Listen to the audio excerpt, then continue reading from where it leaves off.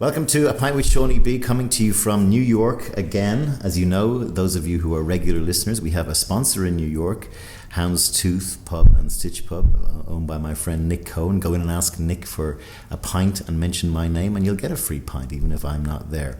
We're here today to find all about what's going on in public relations, and we have one of the PR News' top women in PR for 2015, and a multi-award winning PR chief executive officer who is self-made, somebody who built her own company called DiGennaro Communications, and a good friend of mine. I'm pleased to welcome to the podcast Sam DiGennaro. Welcome.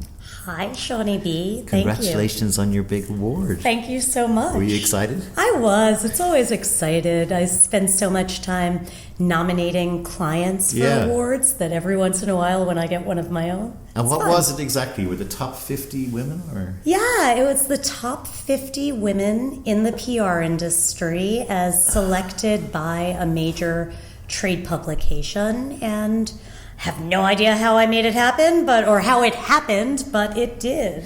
So tell me a bit about your company, what you do now. So DiGennaro Communications, or DGC as we call it for short, is a public relations and marketing communications company. We primarily do business-to-business PR, which means that we help get the CEOs of major companies written about in the press. We help get them opportunities to speak at major conferences and festivals. We get them opportunities to be on juries, to judge award shows or boards, and we help get them on broadcast TV, on news shows. So you're in C-suite. You're basically... We're in the C-suite. One of my observations from outside the C-suite is, and one of the sort of things I've been trying to pioneer with some of my clients when I was in advertising, is this idea of corporations starting to have to do good, not just because they want to get credit for it, but because it's the right thing to do. Have you noticed that happening? I absolutely do notice it. I think, yes, it's the right thing to do. Yes, in a lot of cases, they want to get credit. I think that's sort of a loaded and nuanced topic, though, because there's something that sort of implicitly decredits the good that a company is doing when there's an agenda of fame or PR or recognition attached to it, which is why at times we actually advise clients not to overly publicize their good initiatives. Another point that I think goes hand in hand with doing good is that it makes employees feel good about the company they work for or the department that they work for, and that is something to be shared and celebrated. We're in a world that evolves, that continues to evolve in a direction of giving back and being more socially conscious, more aware of our environment, our surroundings, etc. So anything we can do to contribute to that is a real feel-good. What about crisis PR? Is that something that you work with? Oh, we do a lot of crisis PR. And interestingly enough, not everyone is cut out to do crisis PR. It is one of my all-time favorite areas of PR. I've come to learn about myself that I thrive in chaos. And I'm actually, despite the fact that I'm sort of a high energy, very big personality to start with, when somebody else is stressed or dealing with a crisis, I actually have a way of bringing my own energy level down. Cold rock against which they can rest their face. Yeah, basically. I keep them calm. I stay balanced. I keep the timber even. It's one of the great things that has happened to the world is the fact that you can't hide anymore. And I remember way back in the 90s, we were just talking before we pressed record here about my time in Ireland with my agency, and you don't have to talk about any of your clients, but I don't mind talking about my old ones. But Nestle always had this problem with baby milk and baby formula. And one day the chairman said, "I need to see you, Sean." He came over to the agency like at 7 o'clock at night. And the University College Dublin had banned all Roundtree products, which is part of Nestle, from sale in the student union and on campus. And this is a huge deal. It's a lot of chocolate.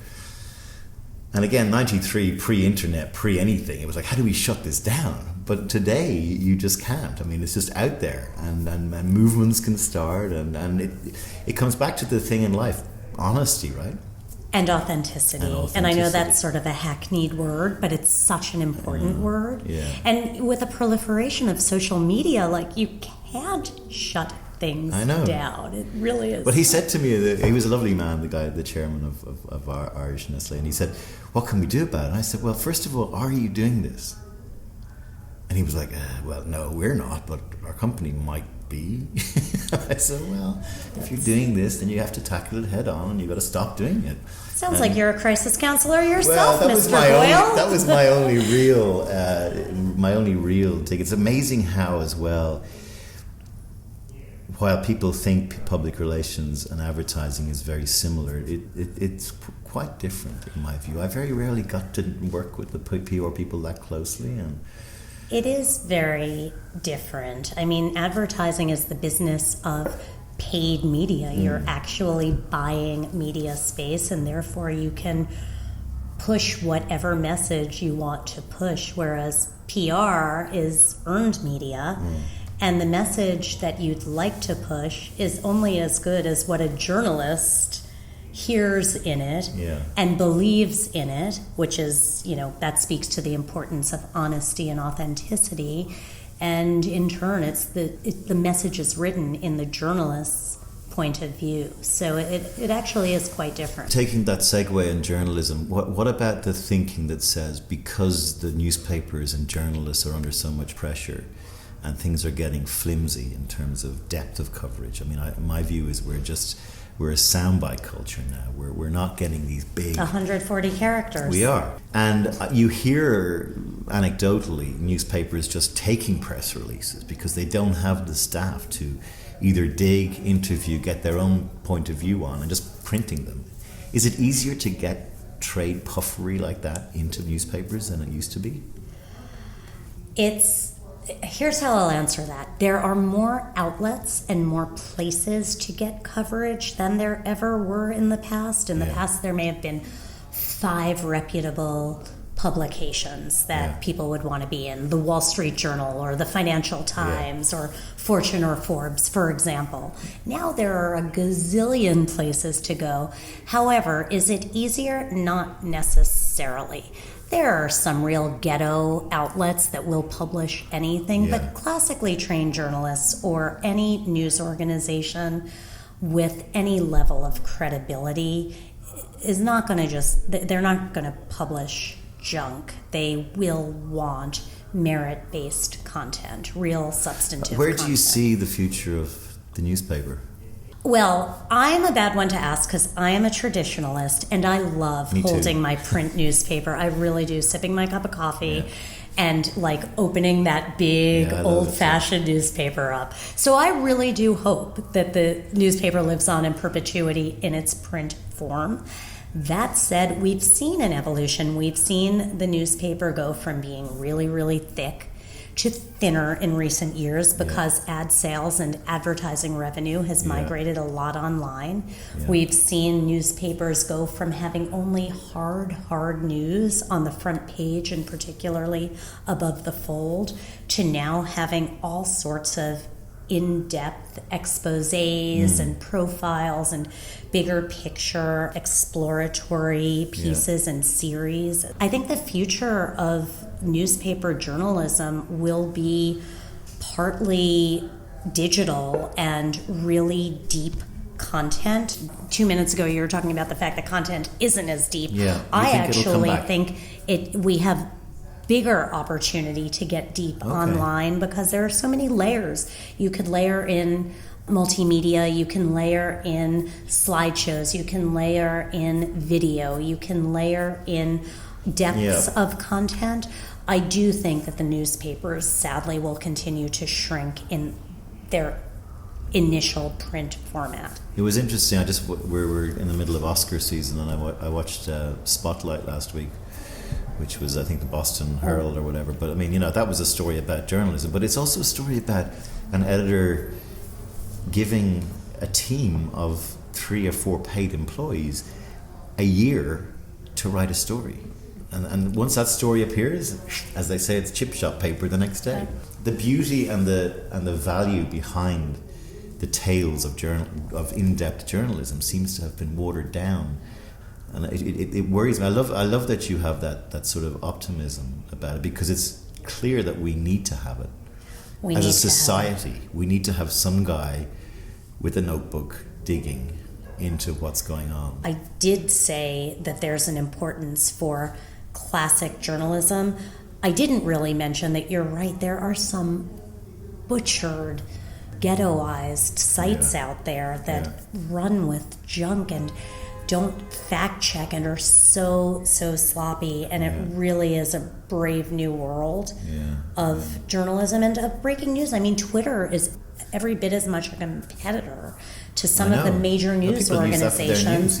Like major top tier business dailies sometimes decline covering news because it's all or covering it in any depth because the news has already broken on Twitter. I find myself sometimes reading something on Facebook and then going, really, is this actually happening? And then having to open the BBC to see if it's actually happening. And sometimes it isn't actually happening. Well, and I think that's an interesting point. I think the real reputable news organizations can corroborate and or debunk bad myths and rumors, and they will remain go-to sources, I believe, for anyone with half a brain and half an education, at least in decades to come. I can't prognosticate 50 years from now, but we probably all won't be here then. Yes, we will. What are you talking about? Okay. We'll be avatars. One of the things, I used to work with a guy called David Brain, who's very senior in Edelman, and David's a great guy, a good friend of mine. But when he climbed up the ladder at Edelman, I remember we used to have these existential conversations about which was more honest, advertising or public relations. And my view was advertising was more honest because it was more visibly an ad, whereas public relations was more Wizard of Oz-like, man behind the curtain, pushing stories that maybe are looking like journalism but aren't really. What's your view on that? My view 100% is that PR is more honest, because to me, it's about unearthing the truth, as long as you are dealing with journalists who are also on a quest to unearth the truth. Of course, there are PR practitioners and flack, I mean in the worst term, who are spin doctors who spend their lives making ridiculous stories up to try to push an agenda. Do you have a code of ethics about what clients you'll take on? 100%. It's not so much a code of ethics about what clients will take on, but it is a very rigorous vetting process. Right. I left the corporate world to build an organization where I could hand select and cherry pick the types of clients I wanted on my roster and the types of people I wanted on my team. Tell me why that was. Without flat out putting down corporate America, because I do believe, I'm grateful for my 15 years in it, and I believe that I am where I am because of what I learned there, both good and not so good. Yes. But I will say that by the end of 15 years in corporate America, I just felt like I had seen way too many examples of middle management mediocrity, of paper pushing, of just people not really using their brains, their intellectual curiosity, their ability to do critical thinking and really get deep into a problem and do what is right, rather than just what the cookie cutter solution would be. Politics. The politics, it grossed me out. I just don't have the time of day for the politics, for the gossip, for the back channeling, and there's so much of that. And it's funny, like even some of the companies that, maybe not need to mention names, but like we worked in one of the bigger organizations in New York. But you see the people who maybe 10 years after you and I have left that are still there, and they're the ones who are best at playing the game the thing. And by the way, some of them are good, but most of them I felt were not good. In terms of their brains or their ideas. I think it depends on your value system. Yeah. They're good at what they're good at, which is playing the politic and working the system and knowing how to appeal to the right people to advance their own agenda. And I agree with everything you just said. I'll take this back to the point about honesty. I think, maybe one of the reasons that big corporate bureaucratic company culture was not for me was that I am a brutally honest person. So if something didn't seem right, if something wasn't objectively fair, if something wasn't grounded in enough strategic rationale or reasoning, I would say it. And I'd say it candidly and honestly. And sometimes people just don't want to hear the truth. Now, go back and cross-fertilize the idea that public relations is all about uncovering the truth. What you just said there about you would always speak out, you're very like me in that regard. And then I'm going to overlay the fact that these guys that have stayed in the business arguably are great at public relations, because the difference between how they're seen and envisaged is slightly different from, say, the way you're seen, because no one likes a troublemaker. No one likes the person saying the king's not wearing any clothes. How close is public relations to politics in large corporations? Oh, well, that's a good question. You know, it depends. There are different people perceive of public relations in different ways. Right. PR is really about the ability to manage a perception. Right. So yeah, there is a bit of a PR game, I guess, to what they're doing. Yeah. I defined what PR is to me, though. And to me, PR is about unearthing truths. And then taking those truths and melding them or molding them to help manage a perception. Yeah, those guys might be good politicians, good PR people, good at managing their own brand. Those are the spin meisters. Those might be the flack. Those might be the celebrity publicists. Who knows? So one of the things, one of the reasons that I wanted to interview Sam is because there's a great story here about, and it's actually becoming rarer and rarer in particularly in New York, where somebody, as she just said, has had enough of working in corporate culture and has gone and bravely set up her own thing, which you did how many years ago now? It's just our 10-year anniversary. 10 years ago, yep. Tell me about what your head was like when you were leaving JWT or whatever agency it was. Yeah, it was JWT. It was the summer of 2005. I was a bit scared.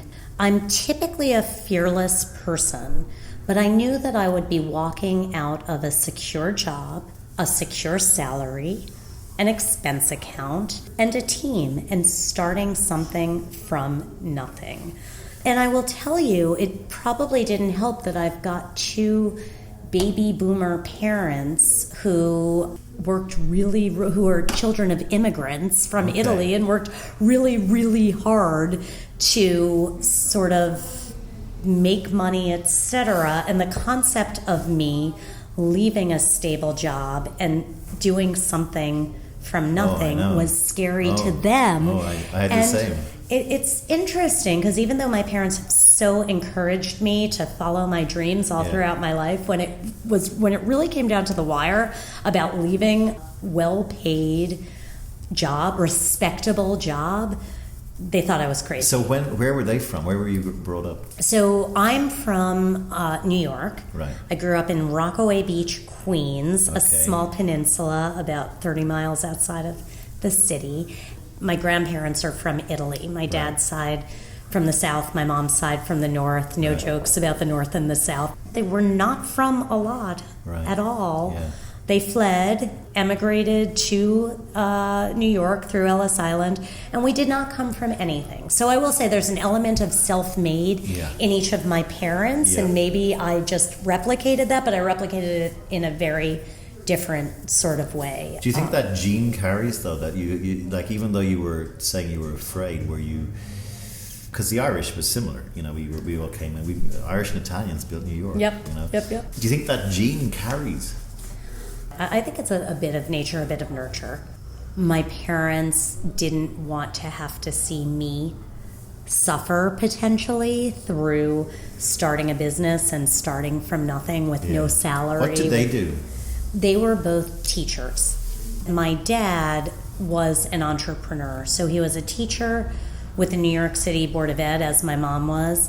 And he took his summers and he started a day camp during the summers and grew a day camp. Right. So I did, and that's why I say I think some of it is nature, some is nurture. I did watch how hard my dad needed to work to start something and to build it, and worked around the clock to make it happen, and ultimately ran a successful enough business that he was able to retire from the Board of Ed at age 42 or 43 and just run his summer camps. So, did you do college then here? Or yes, and then how did you get into advertising? I was always creative. I studied art. I studied art at the place where you would least think to study art. I went to the University of Chicago in the Midwest, which is known for its economic. By the way, I meant to say to you, I loved the little paint. I didn't know you did those little paintings. Thanks. So my etchings. Thank you. Yeah. She has etchings on the walls of her office, which are very, very beautiful and pretty. Thank you so much. They're little travelogues from Japan. They should be a part of a book or something. Well, it's fun. Thank you for saying that. It's funny because I really, really miss doing my art.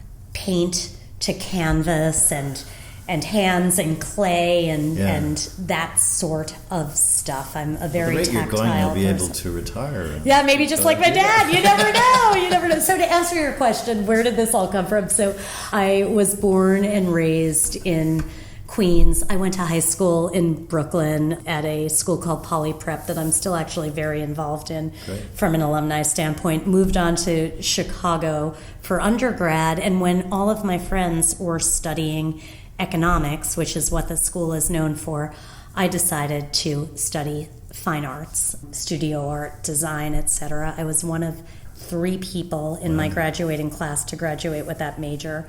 Where does somebody go? If someone goes and works in auctioneers or something from that, is that what they do? They go into higher academia. They go into academia, okay. Or a lot of attorneys, economists, finance, etc.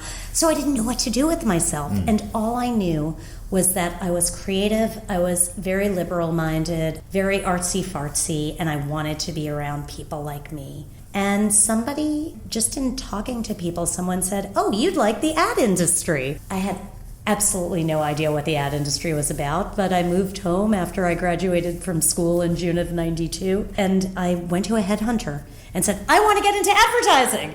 She said, "Okay, well, what do you know about it?" I knew nothing. She sent me off for an interview at a sadly now defunct agency called DMB&B, or Darcy Macias Benton and Bowles, as some people know it. And I got a job as an entry-level production assistant and started off in production and learned about advertising that way. In the days of Letraset and...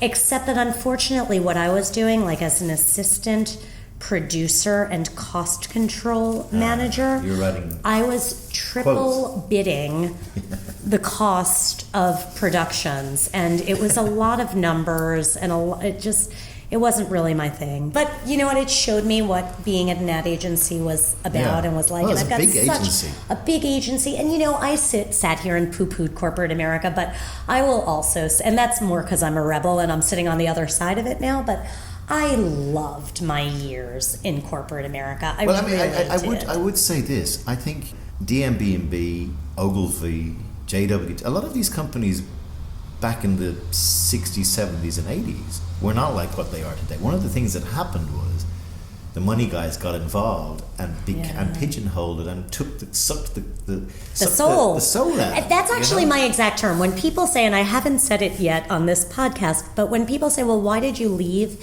and why did you start your own business? I typically say, because I just felt like it was sucking the soul. Corporate life was sucking the soul out of me. And we work with a number of corporate organizations, and I love them, and I'm loyal to them. I love my clients. The only difference is I don't have to sit in-house now. So it's not so much about corporate America. It's about having the temperament to sit within a big organization, which for 15 years I did, and it was fine, and I learned and I grew, and then I started feeling like my soul was getting sucked, and I could do what I love doing with those companies I wanted to work with, but on my own terms. And there's nothing more liberating than that. Just how did you go from the production assistant into public relations? It was a wonderful thing. It was luck. It was ridiculous luck that my roommate from college, who was in PR, I was sitting and shooting the shit with her one night, excuse my French. I was about 24, 25 at the time. And I just said, I love advertising. I love the business, but I don't love what I'm doing, and I don't know what to do with that. I was searching. I was trying to find out what I wanted to do. She said, actually, Sam, I think your personality is well suited for PR. And I loved the ad agency I was working at, and I sort of went in the next day and looked on the job board. It was like an old-fashioned job board. So there was a job board offer for a mid-level corporate communications manager at DMB&B. It cracks me up. This is part going back to me being fearless. I didn't know diddly squat about what a corporate communications manager was. I was going on. It sounds interesting. I interviewed for the job like a week later, and I got it. They did the whole transfer. I went into the new department. Did they just give you, here's a few books on PR to read or whatever? How did you? They didn't even get. I went out and read. I'm a reader. I like to intensely and intently deep dive into anything I'm eager to learn about. So I went out and I bought a few books, and I'm a self-taught person. I'm amazed, just to segue on that fact. I have these 5 books that I say to anybody who wants to get into advertising. If you read those 5 books and do a 2-page précis or summary of each of them on what you took out of it, and come back to me with 12 pages, I think 6 books now, I will do my best to get you a job in advertising with the contacts I have. And I've given that exercise to about 120 people, and 2 people have actually done it. And I'm going, you want to get in or not? It's only, and they're, by the way, they're books like Ogilvy on Advertising, Where the Suckers Moon. They're books you have to read if you want to get into. It's so interesting you say that, because something that we vet for here at DGC as we're hiring people is it's sort of an it factor that you can't really put in words other than saying it's a hunger.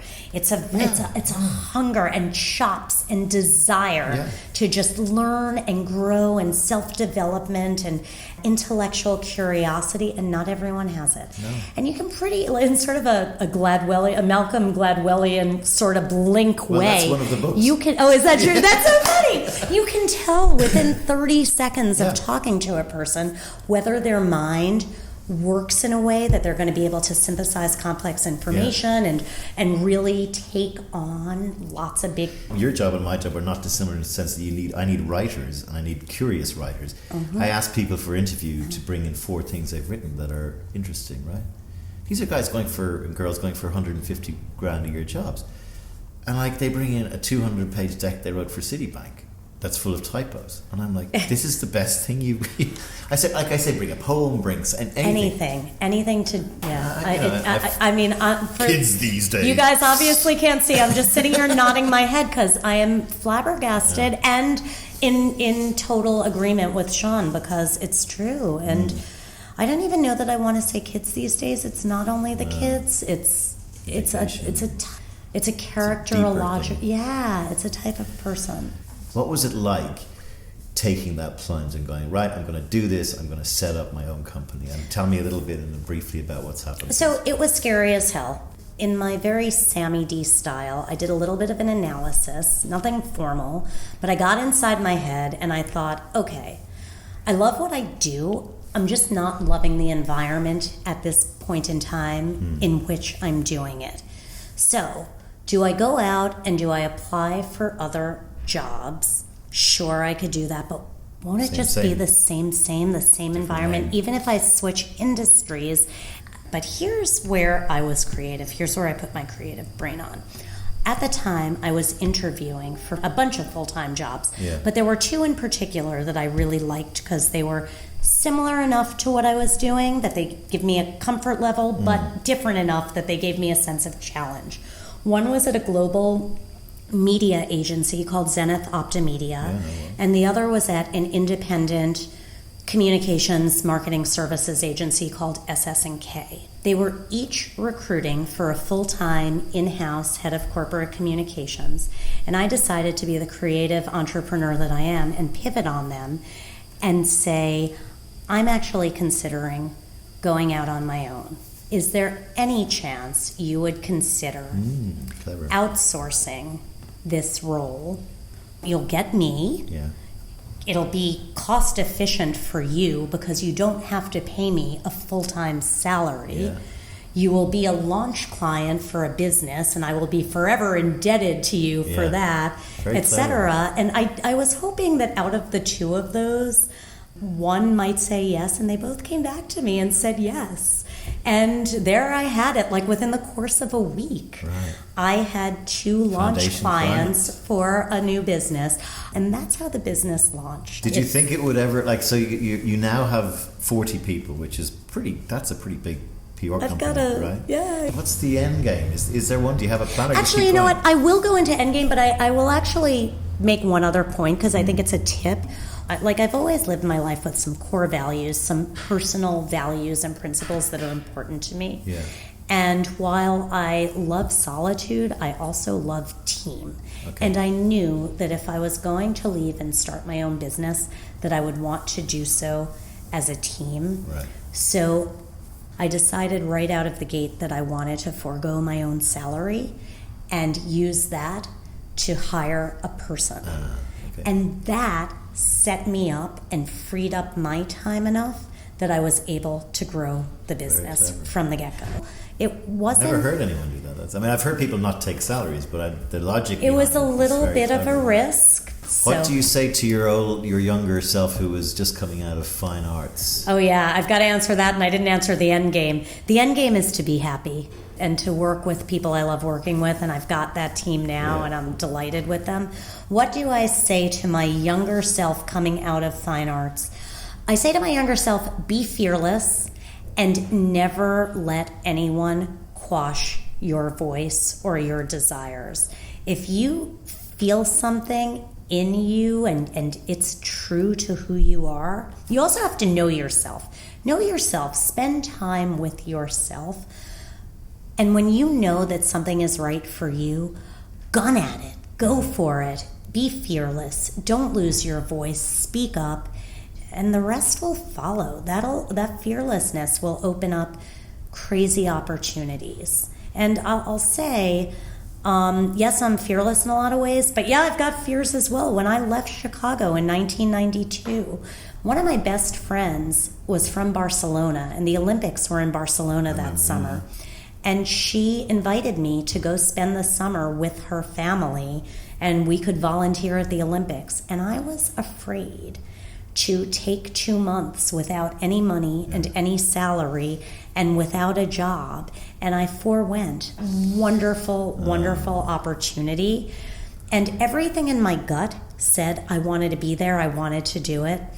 And I didn't follow my gut. I did what was rational or what I thought other people would want me to do. And I don't want to say there are regrets. I don't live by regrets, but be fearless. My last question to you is: if Martin Sorrell came waving a huge check in your nose, under your nose, would you sell to him?